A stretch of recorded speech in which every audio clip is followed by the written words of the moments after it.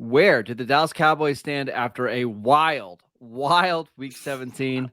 All that and more in this episode of the Locked On Cowboys podcast. You are Locked On Cowboys, your Locked daily Dallas Cowboys podcast. Part of the Locked On Podcast Network, your team every day. Locked on Cowboys. Locked on Cowboys. Welcome back to the Locked On Cowboys podcast, part of the Locked On Podcast Network. Thank you for tuning in. We'd like to thank you for making us your first listen of the day. Today's episode is brought to you by Ultimate Football GM. Have you ever dreamed of becoming an NFL GM and managing your football franchise? Then this game is definitely for you. To download the game, just visit ultimate-gm.com or look it up in the app stores. Our listeners get a 100% free boost to their franchise when using the promo code LOCKEDON in the game. That is promo code LOCKEDON. I am Marcus Mosher. You can follow me on Twitter at Marcus_Mosher. He is Landon McCool. Check him out on Twitter at McCoolBCB. Landon, what's going on, sir?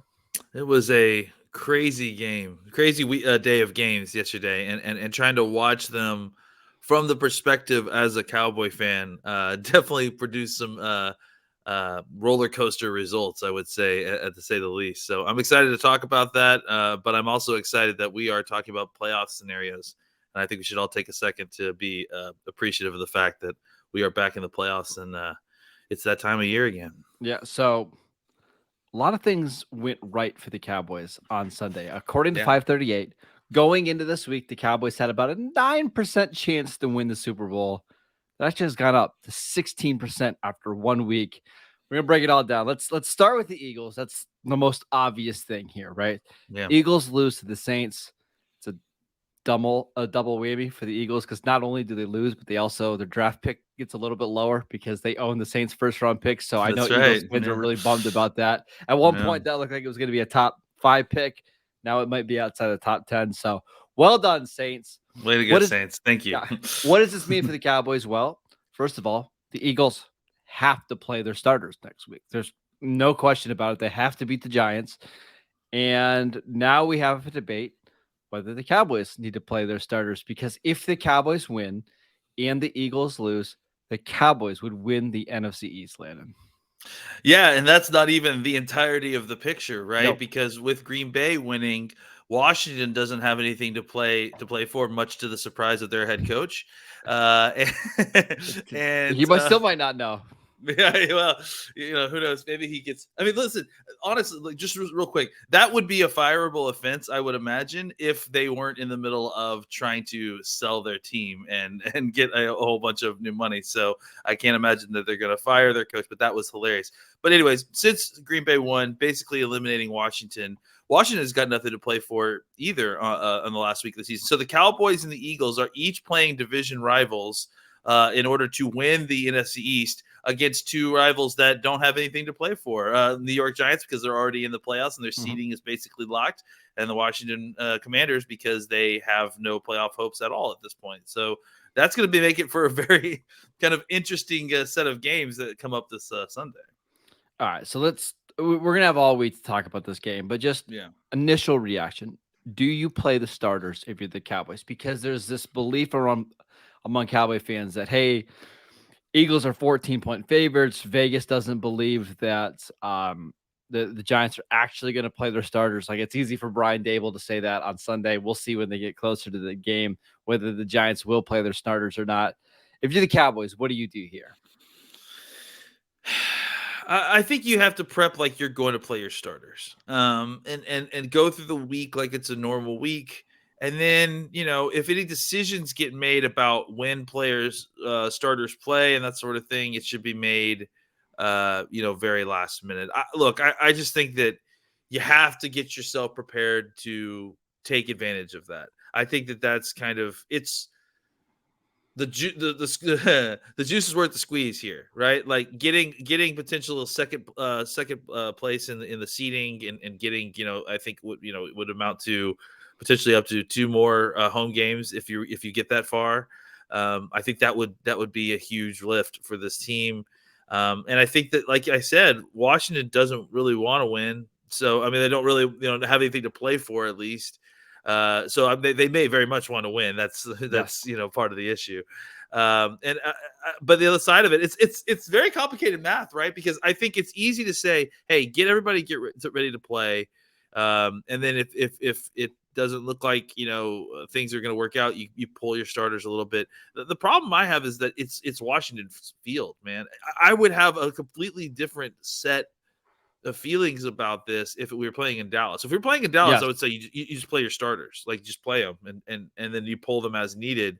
But because of that field is so dangerous, and because so many serious long-term injuries happen on that terrible field, I would say the Cowboys should be really wary here. If it looks like this is out of reach, then the Cowboys need to go ahead and pull their guys off that field so that they can be healthy for the following week. Yeah, that's what's really challenging here is like that field's terrible.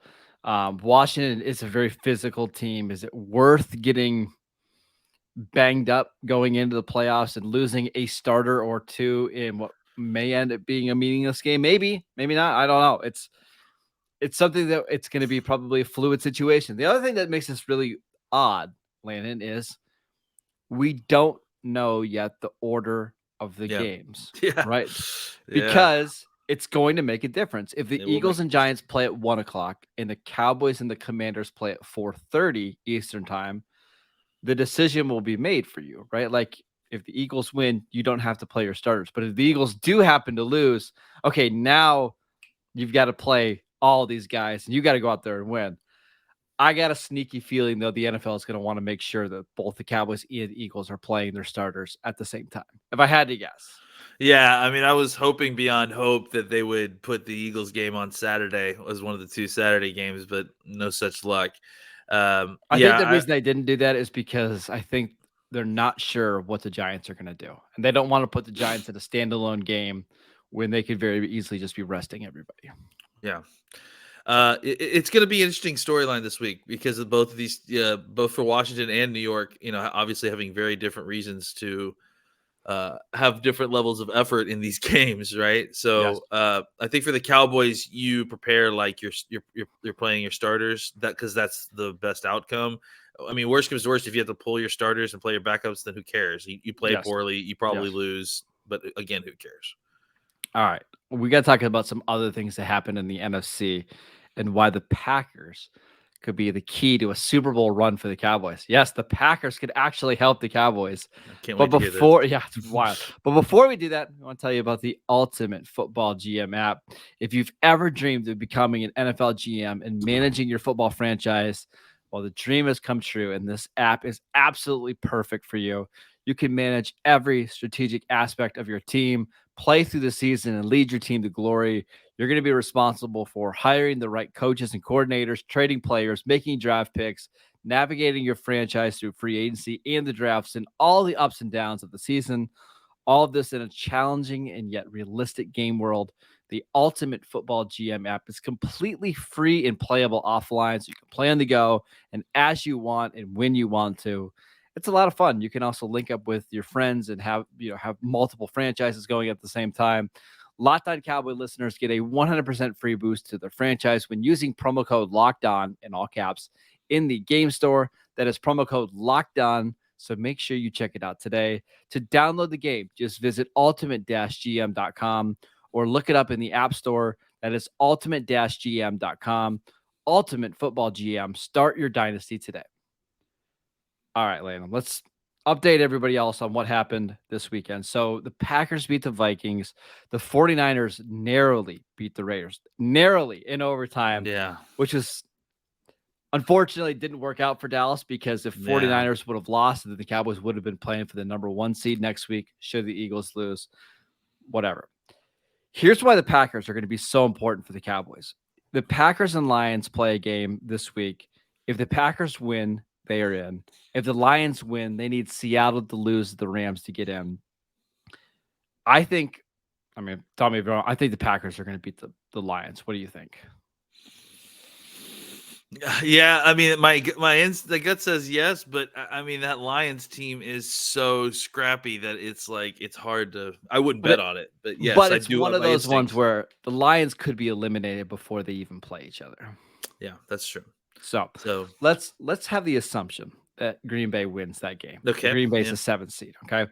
The way that the playoffs would currently shake out, if everybody wins who they're supposed to win, would be Green Bay at San Francisco, the Giants Um, at Minnesota, and Dallas at Tampa Bay.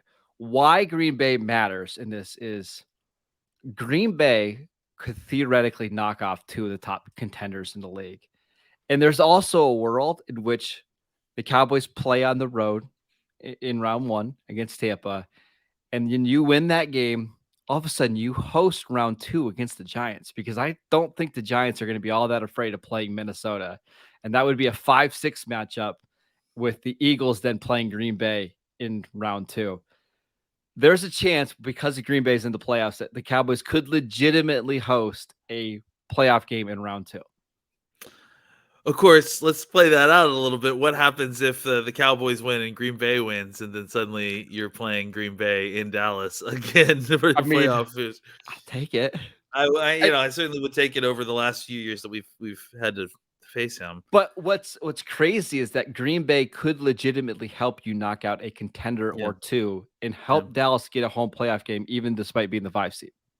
Yeah, I mean, absolutely. That's the danger with some of these down seed, teams, right? Is that they're good teams. They just didn't win their division. I mean, I think the Cowboys are the best example of that. Yeah, I think that's part of the. I mean, again, this is what we talk about. Like, you just got to get in the tournament. You don't know what's Yes. going to happen once you get in the tournament. So I think that's all part of it. So yeah, anything that takes a wrecking ball to the other teams while the Cowboys have to figure out Tom Brady, I'm on board with. And let's play it out even further. Let's say Green Bay does beat San Fran in round 1, which Green Bay's playing really well, and San Fran's going to be playing a 7th round rookie quarterback. I can see that game going Green Bay's favor. And let's say Minnesota beats the Giants. Are you going to be afraid of Dallas going to Minnesota in round 2? No, I'm not. Yeah, that's the thing. Is honestly, like, the teams that scare me are San Francisco, Green Bay if they continue to play like Green Bay, and I'm not like, I have a healthy fear of Tampa, but I mean they're not, only because Tom Brady's Tom Brady. It's just so wild that the Cowboys could very likely get a better, more favorable 2nd round matchup if they can just win in round 1, because they're going to play most likely at Minnesota or home against the Giants. Yeah, it's going to be interesting to see. We have lots of time to talk about this, but I'm interested to think about, like, the fact if there's actual benefits for the Cowboys, like having an awareness of who they're playing in round 1 so early. Well, and that's what I was going to ask you. It's really, really weird that the Cowboys are 12-4 and have to play their starters on Sunday, while the Buccaneers are 8-8 and have already clinched their division, and now they get to rest guys on Sunday. And they probably know that they're going to be playing Dallas. Does that factor in at all? Be like, if Tampa's going to rest guys, do you consider resting more guys at all? I think the key thing is that, like, how are you resting these guys? Like, that's because that's, to me, like, I'm really against, like, completely shutting guys down for, like, a bye week. Like, I think that, like, unless you have the bye week, and they don't really have a choice. I have a feeling that there's something to the idea that going through the week of practice and maintaining your routine and, like, keeping up the momentum of the season, that I think value. And that's why I'm more a proponent of the idea of you prep your team to play the game, and then if you decide to pull your starters, you do it last minute. Because if you're pulling your starters before the game, you really don't care about winning the game anyways. And at that point, you've gotten the benefit of them practicing hard all week, of them going through that whole process, of them not screwing up their routine. So I wonder if there's any benefit for the Buccaneers. I mean, they're a little bit of an older team, so maybe having a little bit of the rest can kind of help some of their other guys just get a little more health. I mean, the Cowboys are dealing with that too, but I think for the Cowboys, they need to go into that game, prepping like they're going to play it no matter what, and then let's see how the outcomes go, and then we can pull starters if needed. Just a wild week in the NFC. So much has changed, but still the most likely outcome. It's the Cowboys to go play in Tampa Bay against Tom Brady in week 1. And unfortunately, Brady looked pretty good against Carolina. That's the other thing we should mention is there was some weird at one point Carolina was up 14-0 against Tampa, and it felt like, Yeah. man, Tampa's gonna have to play a game next week against against Atlanta and Carolina. As long as they beat New Orleans, they're in the playoffs. But Brady threw for like 400 something yards. Mike Evans finally looked healthy again. I was gonna say Mike Evans looked really good. I don't Yep. know if Brady looked really good. Brady just had to throw the ball down the field to Mike Evans, and he was doing the rest for him. Look, I mean, that was kind of a beat up Carolina team that took Tampa Bay to the limit in Tampa. I understand it's a division game, but I mean, Sam Darnold carved them up in the first 3.5 quarters of this game. I think the thing that's different now about this Tampa Bay team than it has been when we've played them previously is that defense doesn't scare me the way it used to. With Shaq Barrett out, their pass coverage has not been the way it has been in previous years. So I think that's kind of another thing to kind of that's de-teeth Tampa a little bit. Not again, still Tom Brady. Not going to put any disrespect at them at this point. The Cowboys haven't beat them the last 2 times they played. There's no reason to get cocky. But this doesn't seem to be, just watching them against Carolina, they don't seem to be the same kind of Tampa Bay team that we've seen in previous years. No, they were without Carlton Davis in week 17. I think he'll be back for the playoffs. But even then, I don't know. I feel like you can get them a little bit more. We'll see how healthy Vita Vea and Akeem Hicks are. But you're right. Without Shaq Barrett, they just don't have a guy that can win consistently on the edge. They have to blitz more, and that exposes their corners and their linebackers more in coverage, which is why they gave up so many big plays yesterday. Let's talk about the health of the Cowboys kind of going into this last game of the season. But before we do that, I want to tell you about Built Bar. If you're looking for a delicious treat, but you don't want all of the fat and calories, then you've got to try Built Bar. We just made it through the holidays. Everybody's starting their New Year's resolutions. If you want to eat just a little bit healthier, Built can help you get there. 100% real chocolate. That's right. 100% real chocolate. Only 130 calories, 4 grams of sugar, but 17 grams of protein. They've got so many great flavors, including peanut butter brownie, coconut almond, cookie dough chunk, which is one of my favorite flavors. But now you don't have to wait to go to get a box. Before you order them online, takes a week or so. Now you can just go to Walmart or Sam's Club, and they're right there. You can buy a 4-pack of your favorite cookies and cream Built Bar or double chocolate or coconut puffs. Go to Sam's Club, get that 13-bar box with the brownie batter or the churro or I'm trying to think of some of the coconut brownie chunk, one of my favorites. Go do that right now. No waiting anymore. Available again, Walmart and Sam's Club, and of course at built.com. All right, Lane, let's talk about some injuries. Leighton Vander Esch not going to play in week 18. I saw the report today from Michael Galkin. They said they're just going to give him as much rest as possible. Fully expect him to play in the playoffs. Tyler Biadasz not going to play this week. The Cowboys seem like they're really encouraged, though, about the injury. There's a really good chance that he will be available in round 1. What other injuries are you monitoring?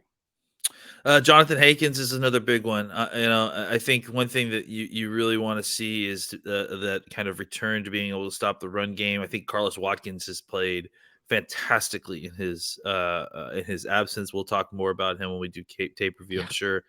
But I think it's really important to still have Hankins back in there to have that other kind of rotational run stopper. Especially against the Tampa Bay. I mean, they're not. I mean, obviously we talk about Tom Brady, but they're going to want to try to establish the run and try to get the run game going to give Brady play action options. And I think that having Hankins in there would be huge to kind of continue to stop that and continue to work on that. There's a couple other guys I think that we were monitoring that have been dealing with kind of just lingering stuff. I think Dorrance Armstrong had a knee that they were looking at. I won't be surprised if he's one of the inactives this week. Yeah. Dak's fine, and he finished the game and ran with the football, but he did have a little bit of a knee thing, so you just want to make sure that he's, healthy. Obviously, I would assume that he's going to make motions to play and be the starter on Sunday. I'll give you a couple other guys. DeMarcus Lawrence is clearly been battling through multiple injuries all year. Micah Parsons has some kind of hand injury with a Laceration. ginormous cast on his Yeah. arm. J-Ron Curse has actually been banged up the last 2 Yeah. weeks, left the game. Yeah. Wouldn't be surprised if he was active, but maybe you saw more of Israel Makamu get Yeah. snaps. Nashawn Anything else? Wright left the game with a hand thing, I think, at certain points. Yeah, he's gonna have to play though. Hooker left the game at one point. So I think all three safeties left the field at one point or another to kind of get medical attention. So it's the end of the season. Everybody's banged up, So I think the guys that have the more kind of severe stuff that rest can help, like maybe you see them on the injury list with with whatever it is that they're ailing with, and maybe this week it actually keeps them off the field. I got one more that's going to be really hard for the Cowboys to deal with this week. Tony Pollard. I think he could have played last week if it was a playoff game. He's got a thigh injury. He'll probably be limited all week. Do you just say, nope, you're not playing this week because we want you to be 100% and fresh by the time we get to the playoffs? It's a good question. I mean, honestly, I felt like they probably should rest Zeke, this week as well. But you can't rest both those guys. That's the problem. You can't. That's the problem. I thought one of those guys is actually dealing with an injury. Yeah, I mean, I guess that's my question: is how much of an injury was that versus how much of them, wanting to figure out a way to kind of get him some rest. So if it's a real injury, then, obviously it's a real injury, but if it's a serious injury that they feel like they need to rest him for, then that makes that pretty clear. I think it is tough to kind of try to rest both of those guys in a professional football game when you potentially want to win.